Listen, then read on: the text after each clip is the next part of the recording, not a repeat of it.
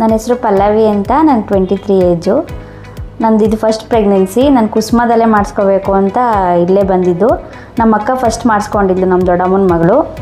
ಎಲ್ಲ ಚೆನ್ನಾಗಿ ಕೇರ್ ಮಾಡ್ತಾರೆ, ಗೀತಾ ಮ್ಯಾಮ್ ಚೆನ್ನಾಗಿ ನೋಡ್ತಾರೆ ಅಂತ ಅಂದ್ಬಿಟ್ಟು ಅವ್ರಿಗೆ ಚೆನ್ನಾಗಿತ್ತು, ಹೆಲ್ದಿ ಬೇಬಿ ಆಗಿತ್ತು ಅವಳಿಗೆ. ಅದಕ್ಕೋಸ್ಕರನೇ ನಾನು ಇಲ್ಲೇ ತೋರಿಸ್ಕೋಬೇಕು ಅಂತ ಇಲ್ಲೇ ಬಂದು ಫಸ್ಟ್ ಡೇಯಿಂದ ಇವತ್ತಿನವರೆಗೂ ಇಲ್ಲೇ ಚೆಕಪ್ ಎಲ್ಲ ಮಾಡಿಸಿ ಇಲ್ಲೇ ಡೆಲಿವರಿ ಮಾಡಿಸ್ಕೊಂಡಿರೋದು. ಆಮೇಲೆ ಗೀತಾ ಟ್ಯಾಬ್ಲೆಟ್ಸ್ ಎಲ್ಲ ಕರೆಕ್ಟಾಗಿ ಕೊಡ್ತಾಯಿದ್ರು.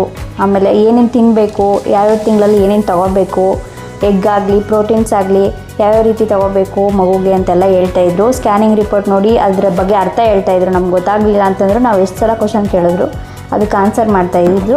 ಮನೋಜ್ ಸರ್ ಇದ್ದಾರಲ್ಲ, ಅವರು ಅಷ್ಟೇ ಚೆನ್ನಾಗಿ ಎಕ್ಸ್ಪ್ಲೇನ್ ಮಾಡಿ ಅಲ್ಲೇ ಹೇಳ್ಬಿಡ್ತಾಯಿದ್ರು, ಈ ಥರ ಬಂದಿದೆ ಅಮ್ಮ, ಭಯ ಪಡಬೇಡಿ, ಏನೂ ಆಗಲ್ಲ ಅಂತಲೂ ಹೇಳ್ತಾಯಿದ್ರು. ಅಷ್ಟೇ ಮಾಡ್ತೀವಿ, ಎಲ್ಲ ಅಷ್ಟೇ, ಎಲ್ಲ ಫೆಸಿಲಿಟೀಸ್ ಚೆನ್ನಾಗಿದೆ. ಆಮೇಲೆ ಇಂಜಿನಿಯರಿಂಗ್ಸ್ ಮಧುಶ್ರೀ ಮೇಡಮ್ ಅಷ್ಟೇ, ಅವರು ತುಂಬ ಹೆಲ್ಪ್ ಮಾಡಿಕೊಟ್ರು. ನನಗೂ ಗೊತ್ತಿಲ್ಲ ಇದ್ರ ಬಗ್ಗೆ, ಏನಪ್ಪ ಹಿಂಗೆ ಟ್ರೈನ್ ಮಾಡೋದೇನು ಅಂತ ಕ್ಯಾಶ್ಲೆಸ್ ಆಗಲ್ಲ ಅಂತ ಹೇಳಿಕ್ಕೆ, ಇಲ್ಲ ನಾನು ಮಾಡ್ಕೊಟ್ಟಿದ್ವಿ, ಚೆಕ್ ಕೊಡಿ ಅಂತೆಲ್ಲ ಹೇಳಿ ಅವನೇ ಧೈರ್ಯ ಕೊಟ್ಟು. ನನಗೂ ಗೊತ್ತಿಲ್ಲ, ನಾನು ಸಡನ್ನಾಗಿ 50,000 ಕಟ್ಟಲೇಬೇಕು ಅಂತ. ನಾನು ಕಟ್ಟಂಗೆ ಆಗ್ತಾ ಇರಲಿಲ್ಲ. ಅವ್ರು ಹೇಳಿದ್ರು ಇಲ್ಲ 45 days ಟೈಮ್ ತೊಗೊಂಡು ಚೆಕ್ ಕೊಡಿ, ಕ್ಲಿಯರ್ ಮಾಡ್ಕೊಡ್ತೀನಿ ಅಂತ ಹೇಳಿದ್ರು. ಅದು ನಮ್ಗೆ ತುಂಬ ಹೆಲ್ಪ್ ಆಯಿತು.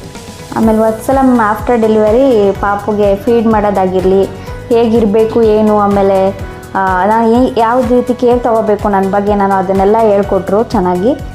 ಅದಾದಮೇಲೆ ಇನ್ನೊಬ್ಬರು ಜಯಮ್ಮ ಆಂಟಿ ಇದ್ದಾರಲ್ಲ, ಅವರು ಹೆಲ್ಪ್ ಮಾಡಿದ್ರು. ನಾರ್ಮಲ್ ಡೆಲಿವರಿಗೆ ಟ್ರೈ ಮಾಡ್ತಿದ್ರು, ಅವಾಗ ಸಿಕ್ಕಾಪಟ್ಟೆ ಹೆಲ್ಪ್ ಮಾಡಿದ್ದಾರೆ ಅವರು.